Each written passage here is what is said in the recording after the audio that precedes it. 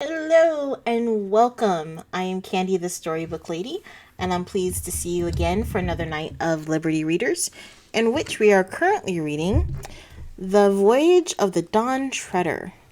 So, we're more than halfway through at this point. Who remembers how we got started in this book?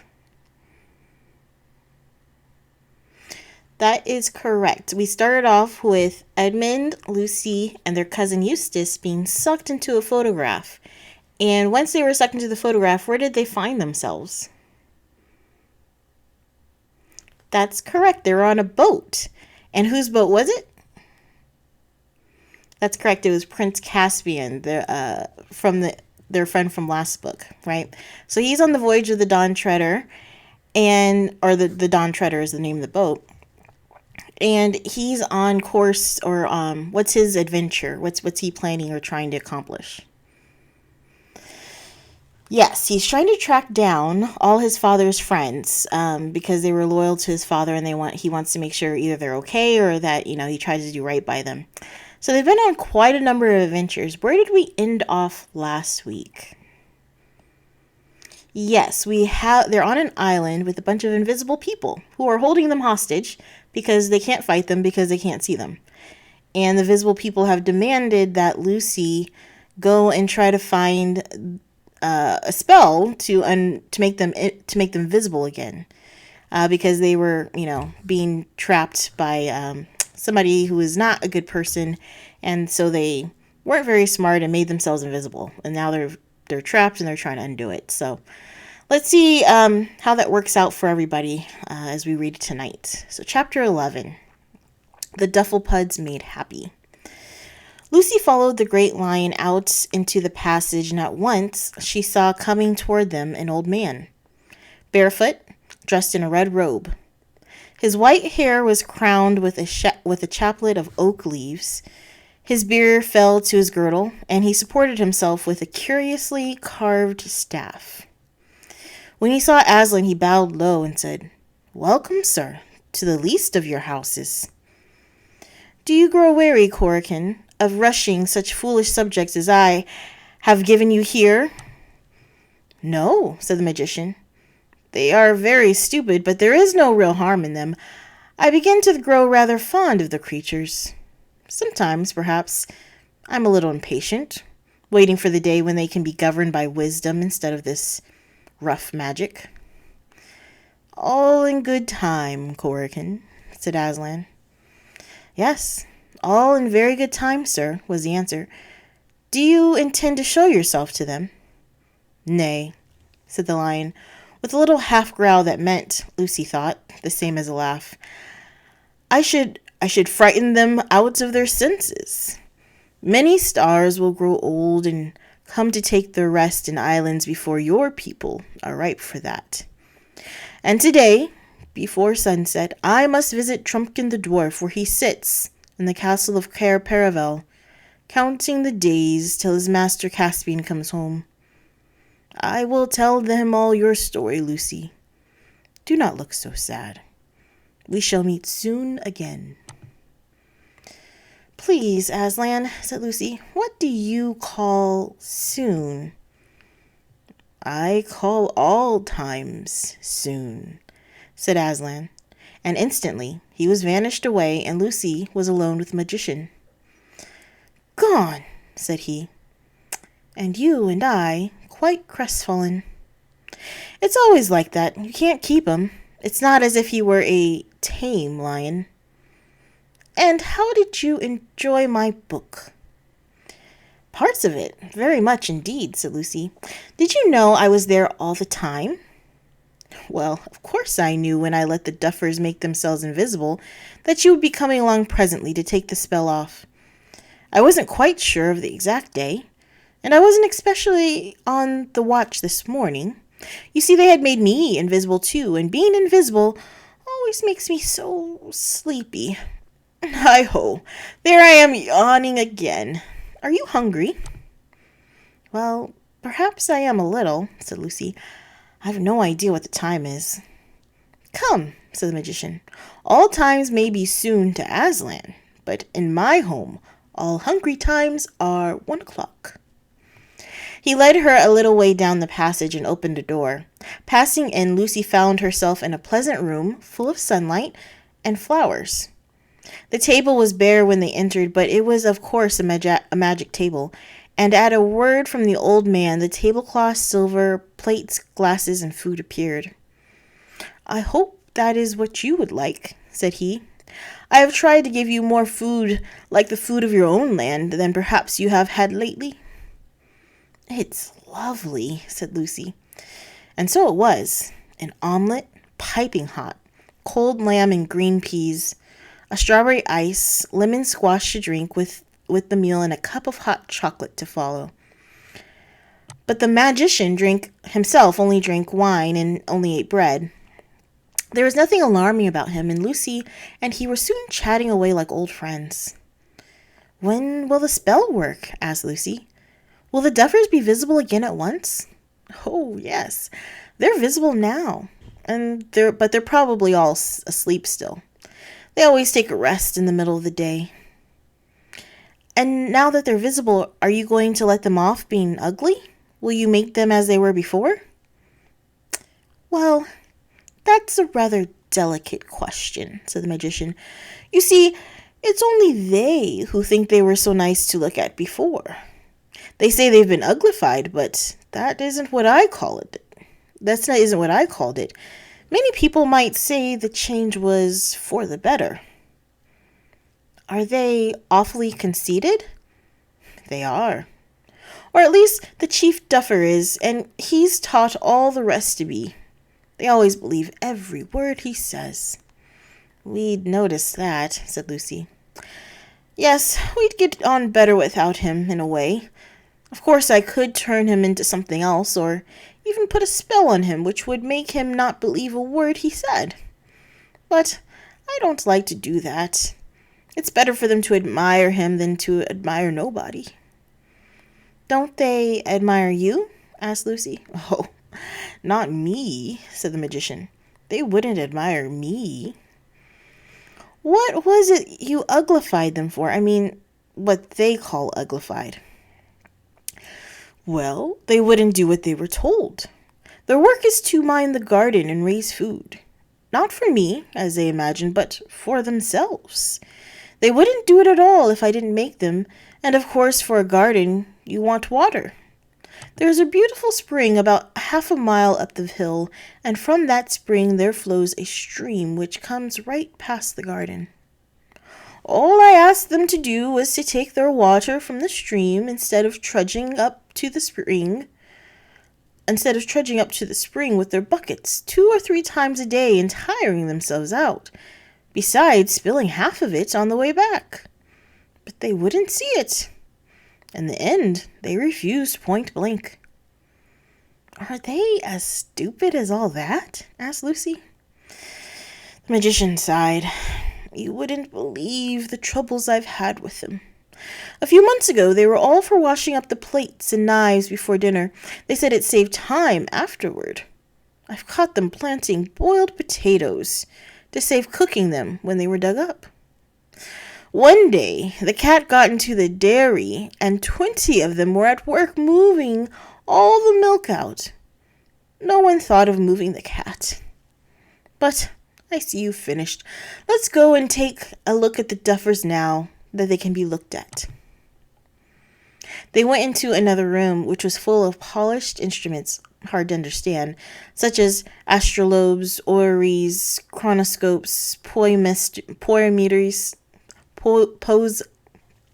posimeters, coryambuses, and theodolins.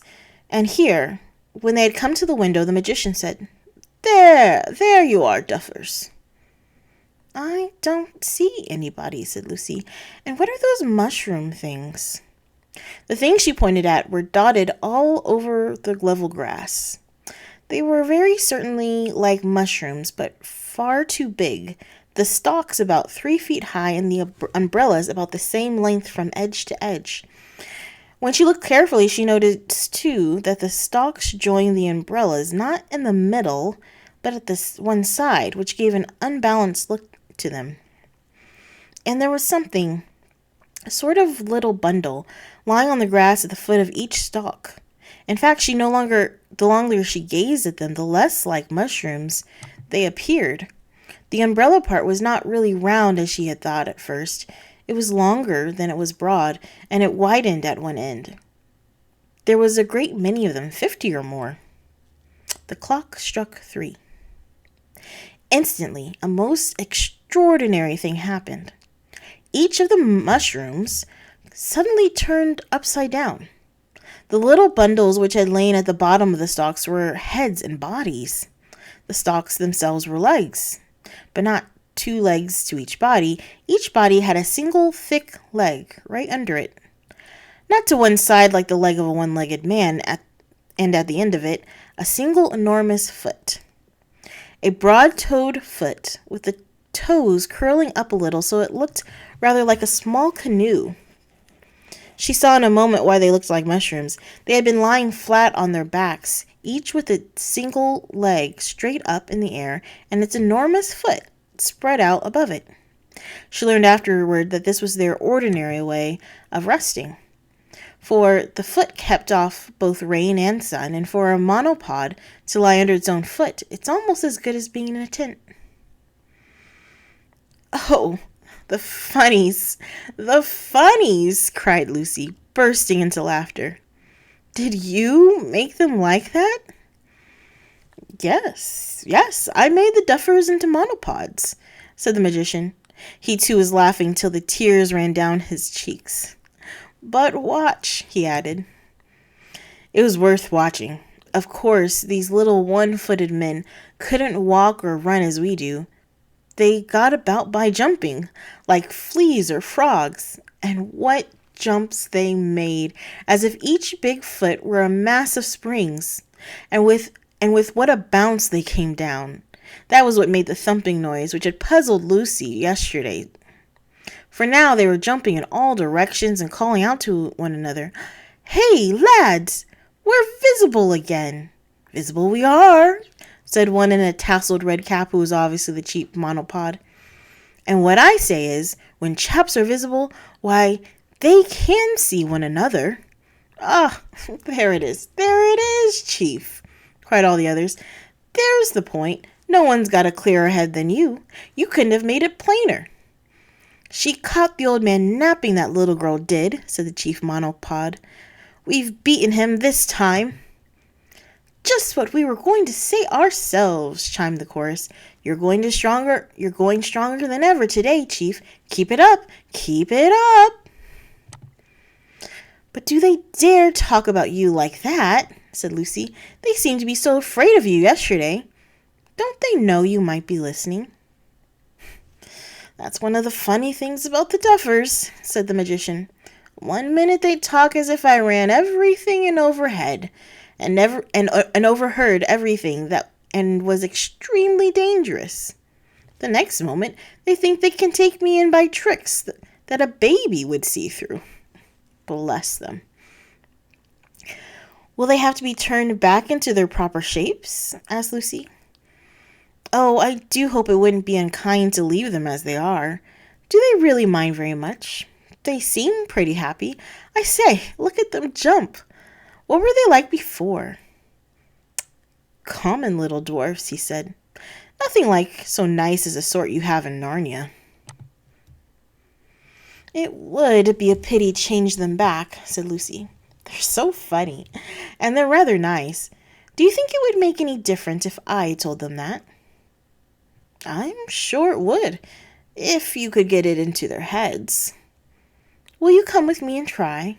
No, you'll get on far better without me."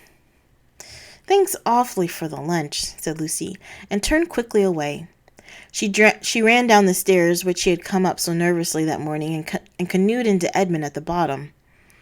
All the others were there with him waiting, and Lucy's conscience smote her when she saw their anxious faces and realized how long she had forgotten them. "It's all right," she shouted. "Everything's all right. The magician's a brick, and I've seen him, Aslan." After that she went from them like the wind and out into the garden. Here the earth was shaking with the jumps, and the air ringing with the shouts of the monopods. Both were redoubled when they caught sight of her.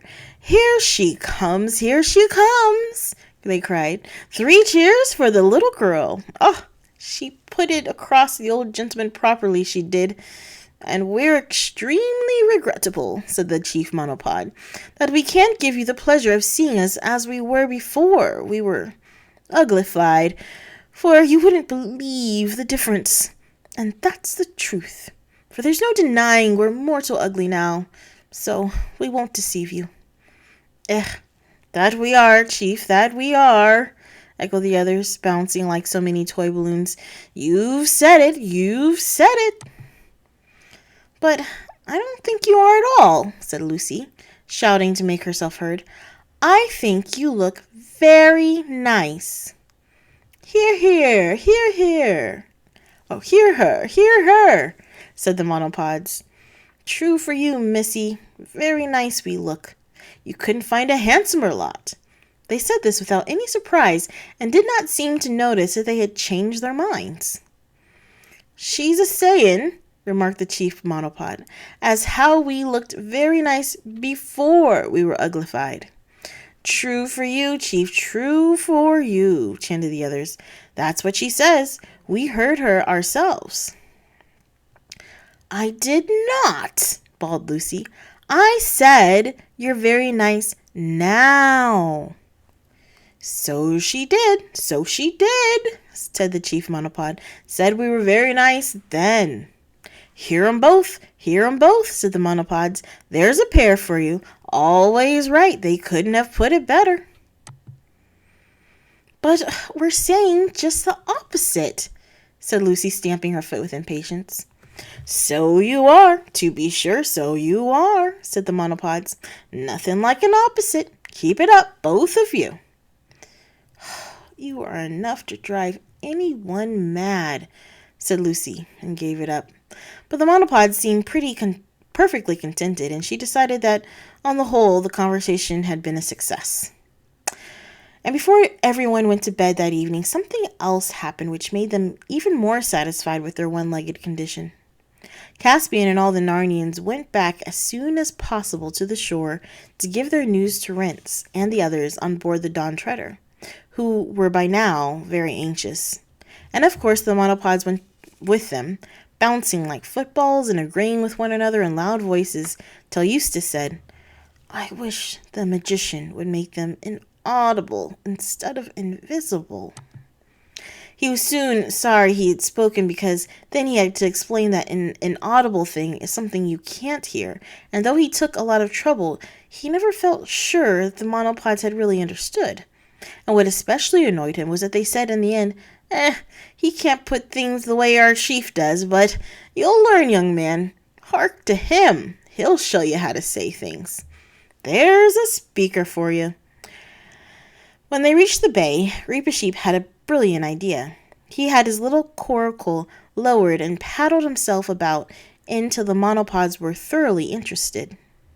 He then stood up and said, "Worthy and intelligent monopods, you do not need boats. Each of you has a foot that will do instead. Just jump as lightly as you can on the water and see what happens." The chief monopod hung back and warned the others that they'd find the water powerful wet, but one or two of the younger ones tried it almost at once. And then a few others followed their example, and at last the whole lot did the same. It worked perfectly. The huge single foot of the monopod acted as a natural raft or boat, and when Reap-a-Sheep had taught them how to cut rude paddles for themselves, they all paddled about the bay and round the Dawn Treader, looking for all the world like a fleet of little canoes, with a fat dwarf standing up in the extreme stern of each. And they had races, and bottles of wine were lowered down to them from the ship as prizes, and the sailors stood leaning over the ship's sides and laughed till their own sides ached. The duffers were also very pleased with their new name of monopods, which seemed to them like a magnificent name, though they never got it right. "That's what we are, they bellowed. money puds, pomo puds, potty mums, and just what it was on the tip of our tongues to call ourselves. But they soon got it mixed up with their old names of duffers and finally settled down to calling themselves the Dufflepods. And that is what they will probably be called for centuries. That evening, all the Narnians dined upstairs with the magician, and Lucy noticed how different the whole top floor looked now that she was no longer afraid of it. The mysterious signs on the doors were still mysterious, but now looked as if they had kind and cheerful meanings. And even the bearded mirror now seemed funny rather than frightening. At dinner, everyone had by magic what everyone liked best to eat and drink. And after dinner, the magician did a very useful and beautiful piece of magic. He laid 2 blank sheets on parchment on the table and asked Drinian to give him an exact account of their voyage up to date. And as Drinian spoke, everything he described came out on the parchment in fine, clear lines, till at last each sheet was a splendid map of Eastern Ocean, showing Galma, Terabithia, the 7 Isles, the Lone Islands, Dragonland, Burnt Island, Deathwater, and the land of the Duffers itself, all exactly the right sizes and in the right positions. They were the first maps ever made of those seas, and better than any that have been made since without magic.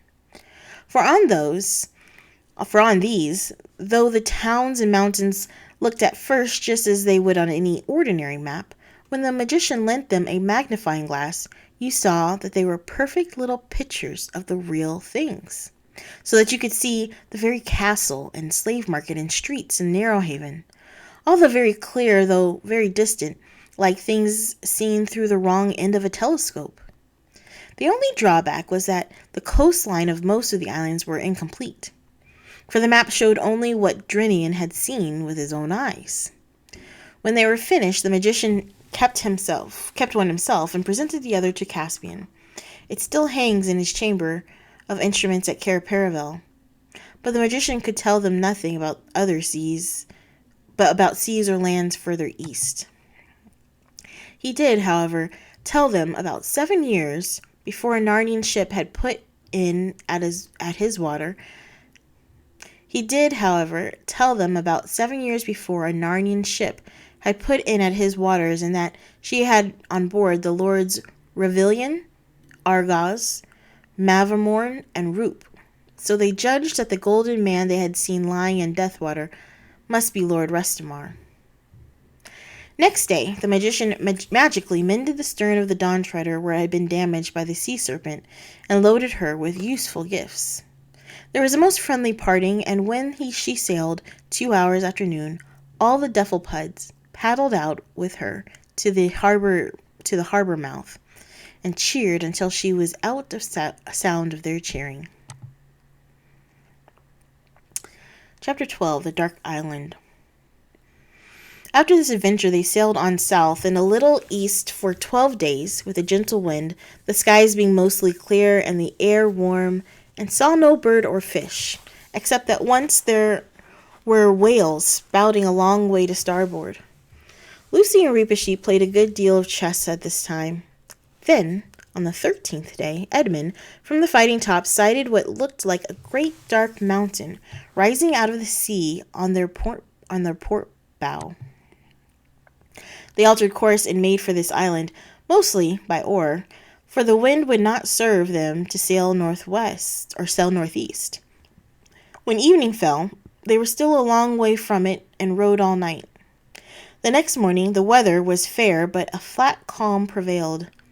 The dark mass lay ahead, much nearer and larger, but still very dim, so that some thought it was still a long ways off, and others thought they were running into a mist. About 9 that morning, very suddenly, it was so close that they could see that it was not land at all, nor even in the ordinary sense a mist. It was a darkness. It is rather hard to describe, but you will see what it was like if you imagine yourself looking into the mouth of a railway tunnel. A tunnel either so long or so twisty that you cannot see the light at the far end, and you know what it would be like, For a few feet, you would see the rails and sleepers and gravel in the broad daylight. Then there would come a place where they were in twilight, and then pretty suddenly, but of course without a sharp dividing line, they would vanish altogether into smooth, solid blackness. It was just so here. For a few feet in front of their bows, they could see the swell of the bright greenish-blue water. Beyond that, they could see the water looking pale and gray as it would late in the evening. But beyond that, utter blackness, as if they had come to the edge of a moonless and starless night. Caspian shouted to the boatswain to keep her back, and all except the rowers rushed forward and gazed from their bows. But there was nothing to be seen by gazing. Behind them was the sea and the sun, before them the darkness. "Do we go into this?" asked Caspian at length.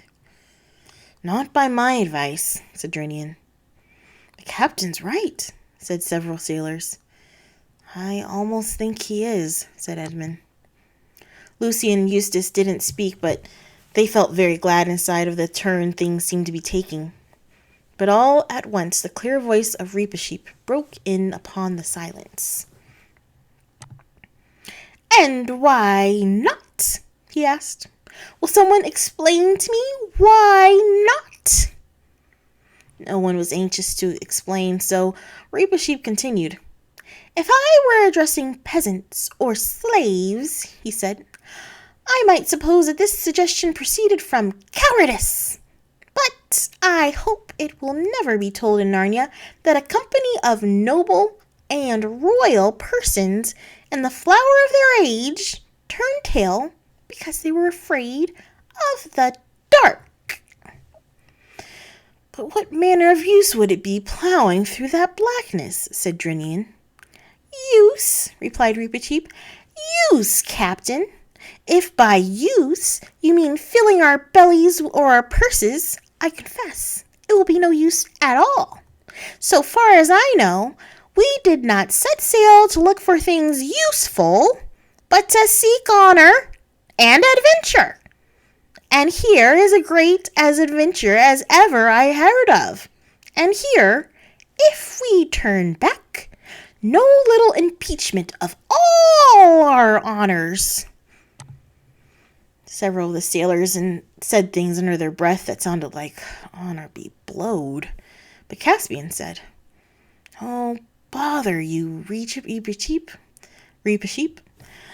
I almost wish we'd left you at home." "All right. If you put it that way, I suppose we shall have to go on. Unless Lucy would rather not." Lucy felt that she would very much rather not, but what she said out loud was, "I'm game." "Your Majesty will at least order lights?" said Drinian. "By all means," said Caspian. "See to it, Captain." So the 3 lanterns at the stern and the prow and the masthead were all lit, and Drinian ordered 2 torches amidships. Pale and feeble they looked into the sunshine. Then all men except some, who were left below at the oars, were ordered on deck, and fully armed and posted in their battle stations, with swords drawn. Lucy and 2 archers were posted on the fighting top with bows bent and arrows on the string. Rhinelf was in the bows with his line ready to take soundings. Reepicheep, Edmund, Eustace, and Caspian, glittering in mail, were with him. Drinian took the tiller. "And now, in Aslan's name, forward!" cried Caspian. "A slow, steady stroke, and let every man be silent and keep his ears open for orders." With a creak and a groan, the Dawn Treader started to creep forward as the men began to row. Lucy, up in the fighting top, had a wonderful view of the exact moment at which they entered the darkness. The bows had already disappeared before the sunlight and left the stern. She saw it go. At one minute, the Gilden stern, the blue sea, and the sky were all broad daylight. Next minute, the sea and the sky had vanished. The stern lantern, which had been hardly noticeable before, was the only thing to show where the ship ended. In front of the lantern, she could see the black shape of Drinian crouching at the tiller. Down below her, the two torches made visible two small patches of deck, and gleamed on swords and helmets, and forward there was another island of light on the forecastle. Apart from that, the fighting top, lit by the masthead light, which was only just above her, seemed to be a little lighted world of its own floating in a lonely darkness. And the lights themselves, as always happens with lights when you have them at the wrong time of day, looked lurid and unnatural. She also noticed that she was very cold. How long this voyage into the total darkness lasted, nobody knew, except for the creak of the rowlocks and the splash of the oars. There was nothing to show they were moving at all. Edmund, peering from the bows, could see nothing except the reflection of the lantern in the water before him. It looked as a greasy sort of reflection, and the ripple made by their advancing prow appeared to be heavy, small, and lifeless. As time went on, everyone except the rowers began to shiver with cold. Suddenly, from somewhere, no one's sense of direction was very clear by now, there came a cry. Either some inhuman voice, or else a voice of one in such extremity of terror that he had almost lost his humanity. Caspian was still trying to speak. His mouth was too dry, when the shrill voice of Readers-Voyage, which sounded louder than usual in the silence, was heard. "Who calls?" it piped. "If you are a foe, we do not fear you. And if you are a friend, your enemies shall be taught the fear of us." "Mercy," cried the voice, "mercy. Even if you are only one more dream, have mercy. Take me on board. Take me, even if you strike me dead. But in the name of all mercies, do not fade away and leave me in this horrible land." "Where are you?" shouted Caspian. "Come aboard and welcome." There came another cry, whether of joy or terror, and then they knew that someone was swimming toward them. "Stand by to heave him up, men," said Caspian. "Aye, aye, your majesty," said the sailors.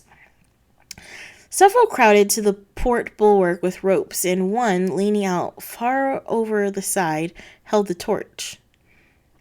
A wild, white face appeared in the blackness of the water, and then, after some scrambling and pulling, a dozen friendly hands had heaved the stranger on board.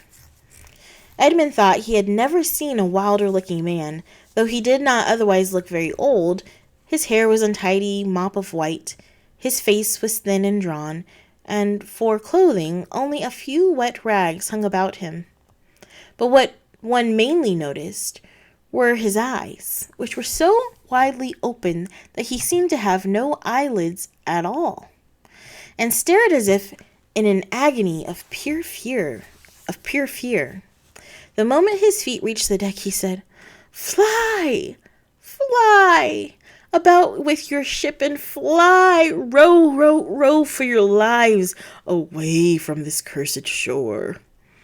"Compose yourself," said Readers-Voyage, "and tell us what the danger is. We are not used to flying." The stranger started horribly at the voice of the mouse, which he had not noticed before. "Nevertheless, you will fly from here," he gasped. "This is the island where dreams come true." "That's the island I've been looking for this long time," said one of the sailors. "I'd reckoned I'd find it. I was married to Nancy if we landed here."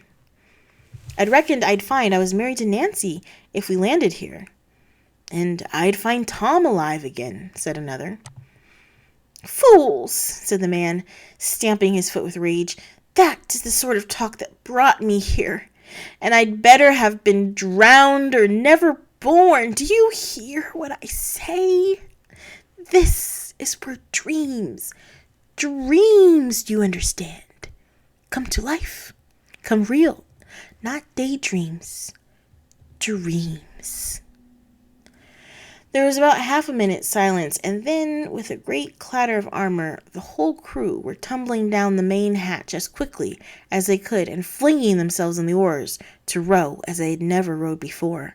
And Drinian was swinging round the tiller, and the boat's swing was giving out the quickest stroke that had ever been heard at sea. For it had taken everyone just that half minute to remember certain dreams they had had. Dreams that make you afraid of going to sleep again, and to realize what it would mean to land on a country where dreams come true. Only Readers-Sheep remained unmoved. Your Majesty, he said, are you going to tolerate this mutiny, this poltroonery? This is panic. This is a rout. Row!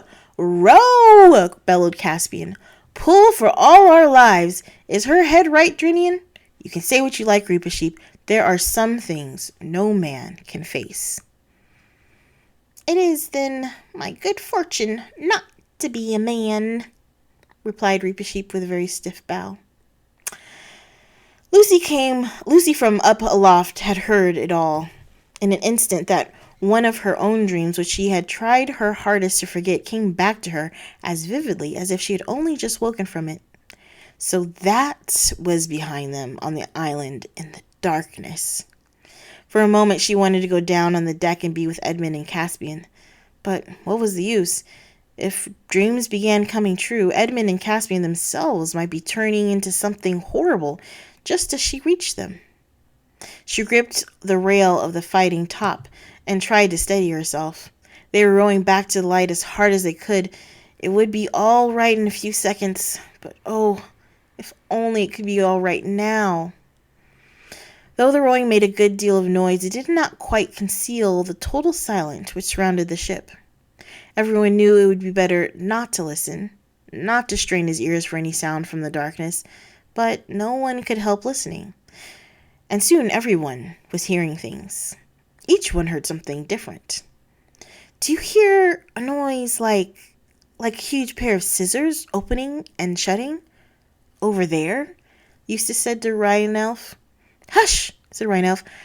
I can hear them crawling up the sides of the ship. It's just going to settle on the mast, said Caspian. Ugh, said the sailor. There are gongs beginning. I knew they would.